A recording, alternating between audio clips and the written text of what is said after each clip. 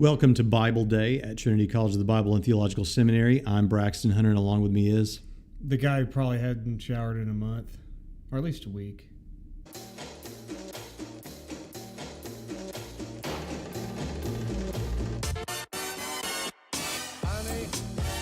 Welcome to Trinity Radio with Dr. Braxton Hunter and Professor Johnathan Pritchett. We're forgiven, we're shown mercy and grace, and our punishments probably aren't as harsh as they should be, even within this lifespan. Do skeptics bring objections to the case? Of course they do. What's going on with you today? They just don't like it. They don't like it that God is just and He has every right as creator to do what He wills. God is the best explanation for the beginning of the universe. Of now y'all having to look at our faces, which for that I apologize. So we are devoting today to talking a little bit about our plans. In fact, the next couple of episodes are going to deal with our verse-by-verse studies being carried out by myself and Dr. Pritchett.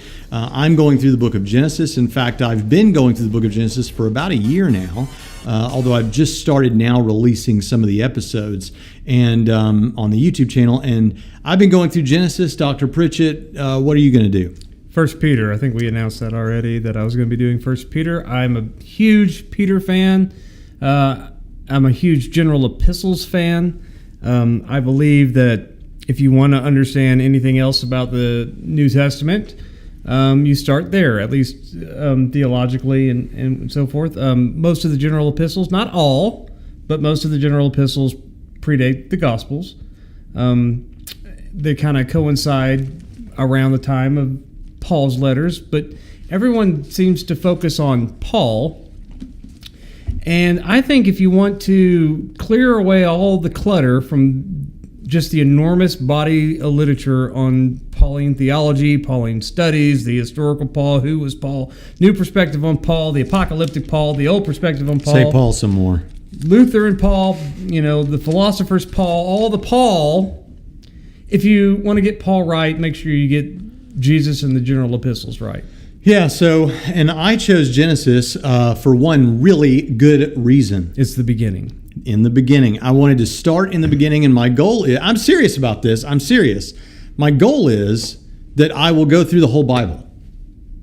Now, you might be thinking, well, then why am I doing the New Testament? No, I'm not thinking that, because I want to go through the whole Bible too. The thing is, if I start now, I won't get to the New Testament for 10 years, maybe. I don't know. It's taken me a year to get to Genesis chapter 26, where I am right now. Well, you also have a job. Yeah, I've been doing other things, and I really didn't touch it at all for most of this year. I did a bunch of it last fall. I think if I could devote like 30 days, and in those 30 days, I wake up and all I do is do this, I think I could knock a book like Genesis out in those 30 days.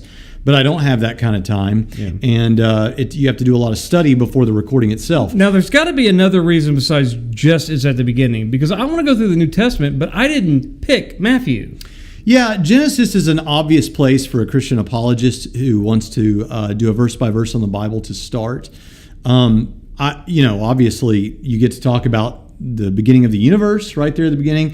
You also immediately get to talk about some apologetic material because that has to do with the authorship of the book of Genesis. It's just almost taken for granted by a lot of scholars today that Moses did not write the first 5 books of the Bible, and that this was written by at least 4 groups of Jewish editors. You have you normally see it in books. You may not have known what this was. In a commentary or something, you'll see JEDP or JEDP or PD. They sometimes switch the last 2 because they argue about who came first, for reasons that may have seemed good at the time.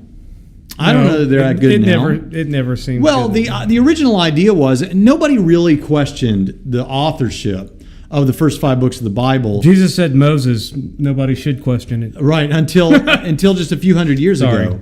It really was just a few hundred years ago that people started questioning this. And one of the reasons was they noticed that there wasn't good archaeological reason that they were aware of to believe that language was sufficiently complex or sophisticated to have a body of literature like we see in the Pentateuch.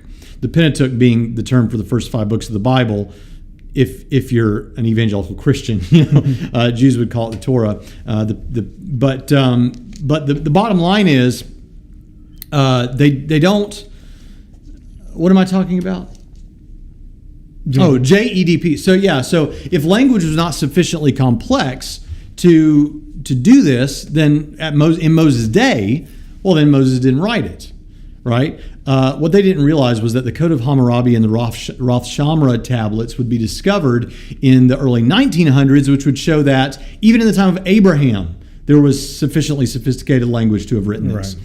Long before the time of Moses, but certainly in the time of Moses. So it looks like Moses. But see, by that point, by the time that was discovered, you had this whole movement and a lot of dissertations and things like that written on top of this theory, right? Mm-hmm. And there'd been a lot of other reasons amassed for that. I feel like I'm talking too much. You have anything to say? Yeah, it's still stupid.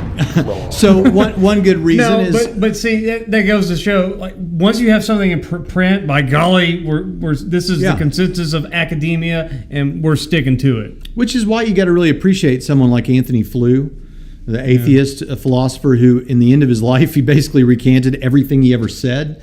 That is a huge thing to do, right? You got so much skin in the game. And going back to Paul, Francis Watson, he wrote a big book on the new perspective on Paul, and then he came back and revised his book and completely repudiated what he said in the other book, because he came to say, no, I don't affirm much of this new perspective stuff anymore. We got to move past it. Norman Geisler is another example of a scholar who had published on abortion and Christian ethics. He reversed his position in the second edition. So Amen. It does happen, and we're glad that some people have academic humility and can say, well, I disagree and disavow what I had previously said. So like with the Moses authorship, some of the reasons, here's one of the reasons. Yeah. So you've got these 4 groups. I don't think any of them earlier than the 800s BC or something like that is supposed to have been when this started with the JEDP. And what they stand for is the Jehovist.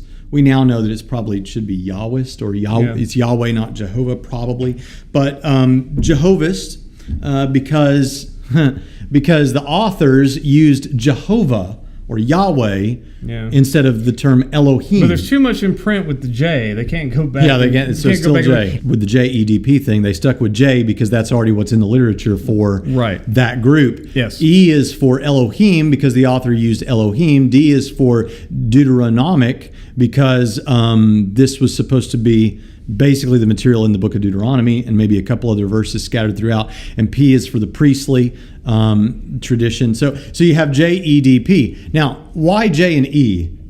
I'll do this because this is sufficient to show the silliness of this. Right.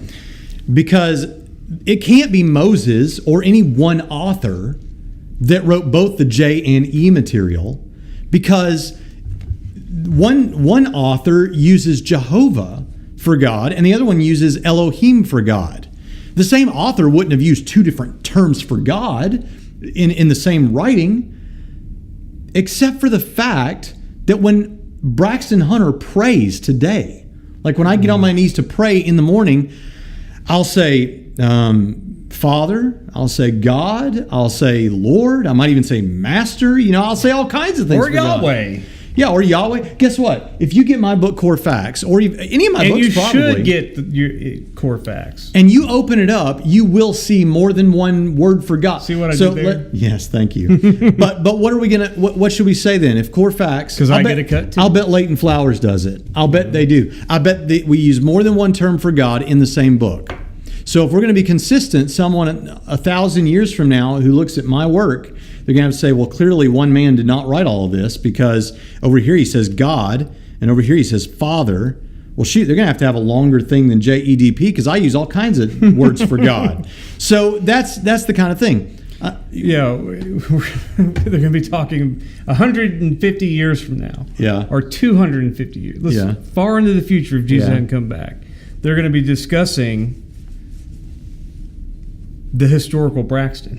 Well, it would be nice to think so. and they're going to look at this. Braxton Hunter may not even existed. Right. This could be Deutero Braxton or pseudo Braxtonius.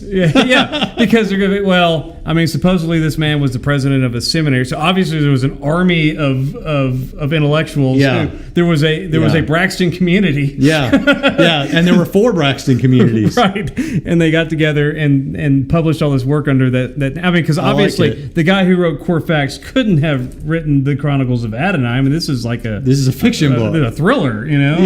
So no way. So that's right. So this was pseudo Braxtonius. But then the diehard believers are going to be like, well, we reconcile the Braxton of history with the Hunter of faith. You know what I mean? So that's how that's going to happen. I love it.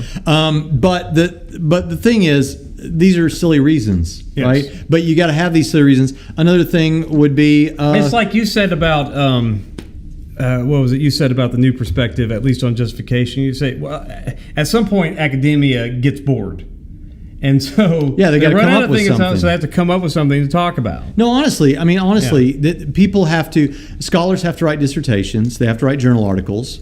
So they have to come up with something that nobody's ever thought of before. So they come up with the most ridiculous of things. For example, in Genesis chapter, is it 26? Genesis chapter 26, I believe it is, we've got the story of Isaac that mirrors the story of Abraham and Abimelech. Isaac deals with Abimelech.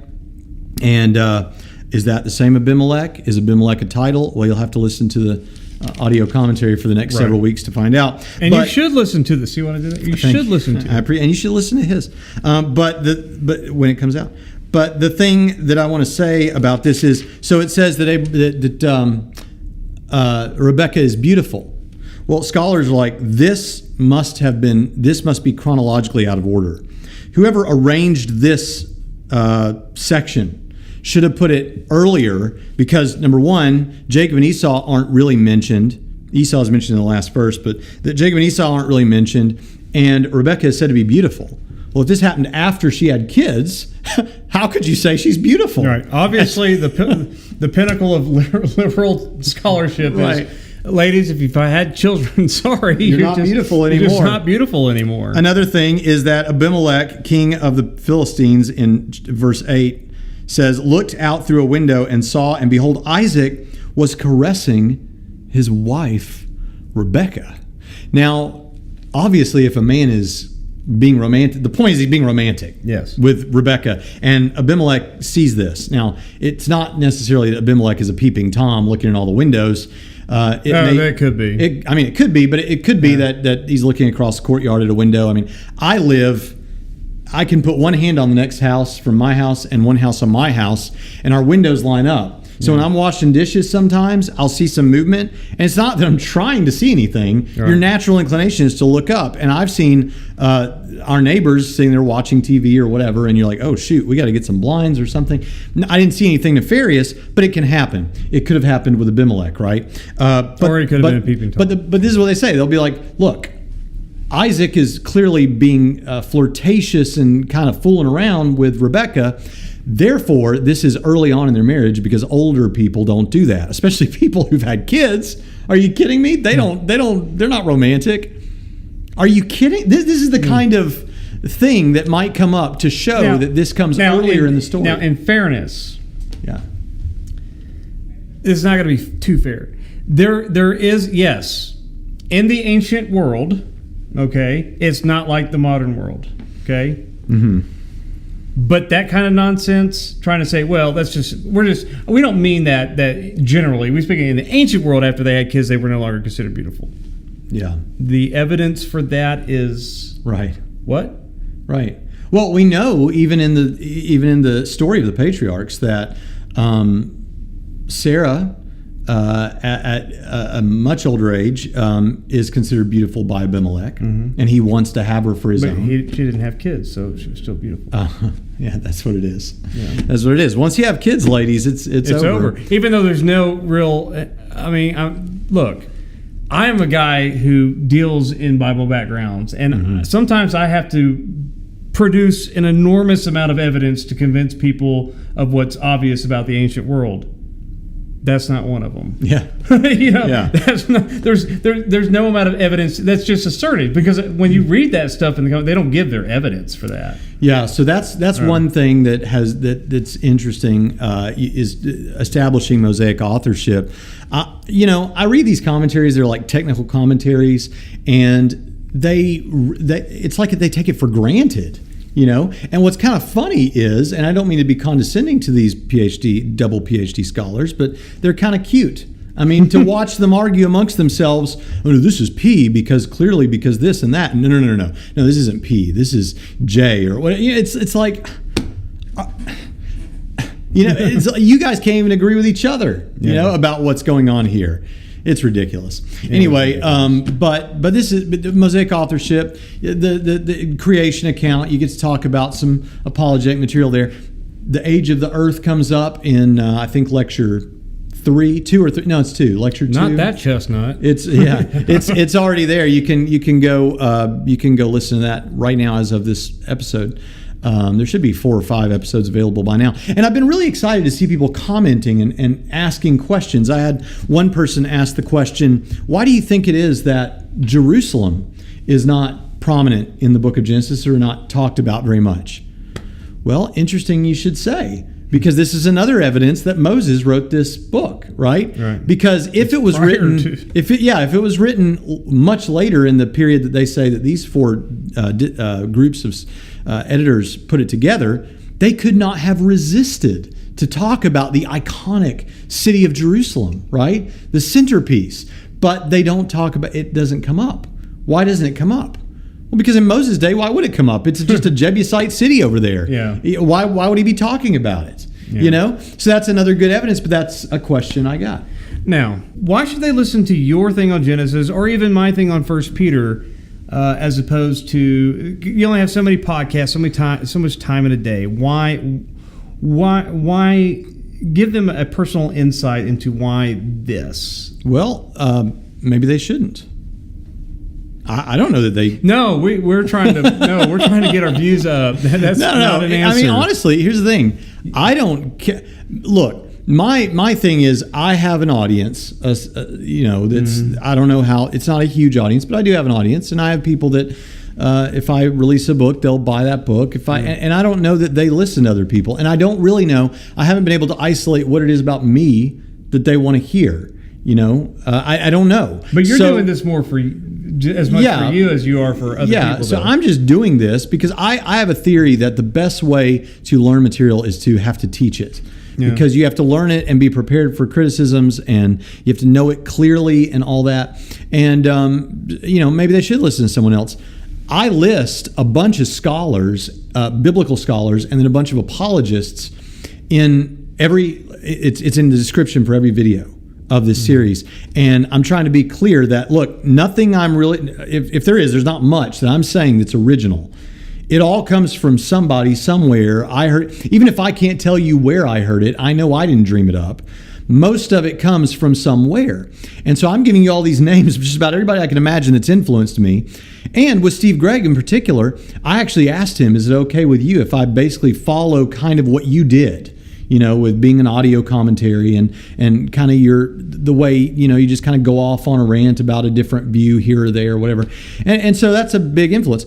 Maybe they shouldn't listen to me. Yeah. Maybe they should get a commentary by Witherington or somebody else, or get the background thing, although that wouldn't give them everything. But maybe they should do that way. I don't know. I can't tell you that. All I can tell you is I want to know that by the time I die, which may be as long as it takes me to complete the whole Bible, I want my children and anyone who appreciates my ministry to be able to have basically all of it. What did he say? What does he have to say about all of this? Because I think I'm going to do a decent job. I think you've done a decent job. And I feel the same way about you. Otherwise, I wouldn't agree for us to do this together, right, and let you have arguably the more immediately relevant half of the Bible or section of the Bible, right? Well, the New Testament. Yeah, well, the New Testament in general, but I am starting with 1 Peter. It's one of those things for me, and here I'm telling you should listen to me. I'm not as modest as he is. No, and here's why. We have students at Trinity. Some of them have gone to other schools and then transferred here or come here for their next highest degree or whatever. Some of them just, start with us and end with us. But I guess when you get positive feedback that somebody, because once you get a certain level, let's say master's degree, you start to feel like you know something. And if you've had good training, you do know something. Yeah. And for people like that to tell me that they gained something, if it's one thing or 5 things from any lesson that I give, I feel like I've contributed something to someone that they didn't get anywhere else. Yeah. And so I don't mean it when I say you should all listen to me, even though I kind of mean it. But I'm just saying, one thing I because of the feedback that I've gotten on my classes from students who have gone elsewhere or who begin to say, growing up in church, hearing sermons, whatever, there was something in that I never got anywhere else. And they know, because of all the references that I give in classes, I mean, you just kind of have to do that not all of it is original to me, of course, just like you were saying. But of course, different minds synthesize this stuff and present it in a different way. And so I think with yours and with mine, you're going to get something with what we're trying to do that you can't get anywhere else. And that's going to be literally our take on it. Well, yeah, I mean, like one of the things I said, I answered this question in every description. I say, so why am I doing this? Well, because all these guys are influences, but I don't agree with any one of them on everything. Right. And not only that, if there is a guy out there who I agree with on everything, I don't know who he is, but even there, I don't know if he explains things as well as I do. Now, everybody should know I don't brag on myself much. That's why he pays me. I'm bragging on me that I don't brag on myself, right? That's the thing. Yeah. But honestly, I don't. I want humility to be a real thing, an aspect of who I am. But I will say one thing I've heard, you're talking about people with classes, one thing I've heard is that I'm good at, my wife agrees on this. If my wife agrees, then it's real. But I know how that goes. Then I'm good at taking really difficult ideas and stating them somewhat simply where people can understand them. Right. And so I think I'm bringing that to the table. Now, I do want to say, like, I worry sometimes. There are moments in my own lectures on Genesis where I'm thinking, I'm saying this so closely to how Steve Gregg says it, or I'm saying this so closely to how Gordon Wenham says it, or whoever, that am I just aping them completely here? But you know what I found? As you look at various commentaries, everybody pretty well covers all the same stuff. Right. And occasionally one guy will have an insight the other guy doesn't have. So it's all just out there now. I mean, you're talking about a thousands-year-old document. So I think the putting it simply thing is the main thing I'm trying to bring to it, and the apologetic material. Because I don't know of an apologetic verse by verse like this that is audio. I don't know if one exists. An audio verse by verse with an eye toward you of defending what it says too. Yeah. There is a commentary series that Holman has started, and I think it was but it's not an audio. and Acts. No, it's a book. It's a study Bible type commentary, apologetics commentary. Mm-hmm. And you're right, it's not audio. Mm-hmm. But when one volume covers that much, you don't get, and no disrespect to the thing, it's wonderful. I've read it and it's very useful, and it's a good resource to have in your toolkit of resources. But it's not to this depth, because even if we're talking about making it simple for when you're talking about verse by verse, Obviously, if you were to transcribe that and put it into a book, it's going to be massive. Way longer than a commentary. Yeah. Yeah, even. And I'm a big believer in, I've said this before, like you said, before YouTube, when we were just doing this as an audio podcast, I've said before, I'm a big believer in audio learning. Learning via audio materials, listening to debates, listening to audiobooks, listening to lectures. There are certain people that don't learn well that way. I learn well that way. If you're the kind of person that best learns by reading, great. Read whatever you want. There's 1,000 commentaries out there for you. But there are people like me who like to be able to listen to something while they're working out or driving or walking or whatever. And this is for you. This is your thing. Yeah, I was talking to one of our fans and one of our friends. I should just call him friend. When I say fan, it makes it sound like he's one of our little people. And I don't mean that. Our fans are not little people. No, what are you talking about? No, our friends. But our fans are our friends. If you're on you're on Trinity Primetime Discussion, you're not just a fan, you're a friend. Just say your thing. The group. Okay. Anyway, yeah. I was telling him, so if you get a Kindle version and you have the smartphone, and you get the weird robot lady talking to you, and you can talk to her. So you can still digest books that way, even if you follow along. So you're still getting it, in audio format that way, but you're getting an academic book. Yeah. So I do that. I think I talk about that where I learned that trick in the last episode, or 2 episodes, or 5 episodes ago. Anyway, it's a good way to do it. I agree that audio is a good way to do it, especially if you are not a professional theologian or a working pastor. I know this sounds bad as an educator, but you don't need to look at how they make all the sausage. You just need it. It's like the same thing about with me. I don't need to read a expository preaching book. People who are into expository preaching, or they are expositors or whatever, or if they're a preaching student in a seminary or whatever, they read that stuff that Elliot assigns. I don't read that stuff at all. I don't read everything.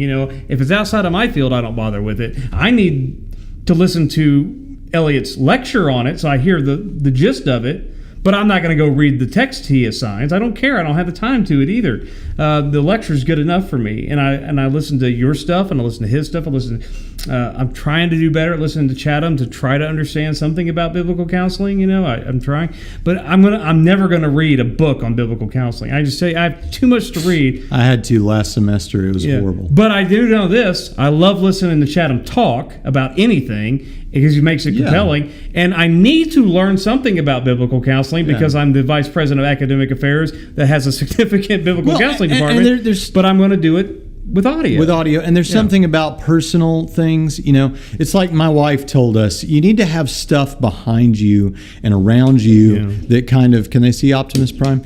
Stuff around you and that kind of shows people who you are. Right. Because if you're reading a book, like, I don't know if you're like me, but if I don't know what the guy looks like whose book I'm reading, I Google him up and look at it like, what does this guy look like? Okay, I feel better about this now. And if you can find audio. So I don't know why I feel better now, knowing that that's what he looks like. So when I was, I pick away at Paul and the Faithfulness of God by N.T. Wright. Mm-hmm. But I've heard his voice, and I know what he looks like, so I read his books with his voice in my head. Yeah, I do too. Yeah. But that's how it is. So with a podcast, with these things, you want to have stuff around you that, like these posters back here on either side. That one over there is a class I teach. This over here is a class Pritchett teaches, and these are things about us. This is our stuff. And you can buy those on a T-shirt. These are my sunglasses that I got from a wedding that we were at with Dylon Simons. But the thing about it is, you need to have stuff that kind of gives people a window into your soul. These are sunglasses that appeared for our fans. They'll know, because I didn't notice them before until the last episode. These appeared on this, so I'm supposing, because they're broken, you can have them if you want. Oh, is that? Well, I have sunglasses just like that, but yours say best man. Is it this side? Yeah, it says best man. Mine just says groomsman, because I wasn't the groom. We talked about that wedding as the inspiration of a show. The thing about it is, Should we keep glasses down? Okay. But the thing about it is, You said that brown and black's no longer. well, you can do it with shades. Okay. But with audio, the thing about it with doing an audio lecture series, if you're reading a commentary, you don't know anything about this guy. You don't know who he is. You don't know what his stories are.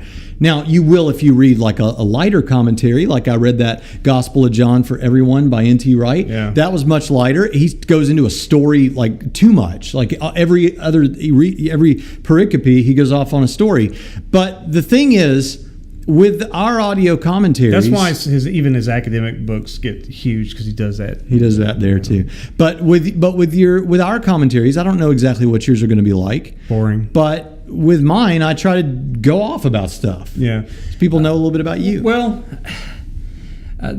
for me, when it comes to preaching, people ask me, who do you listen to for preaching? Well, I don't listen to too many preachers at all, and then I get funny looks for that. Like, I should be ashamed that I don't listen to. I think it's preachers on the healthy internet. to do it.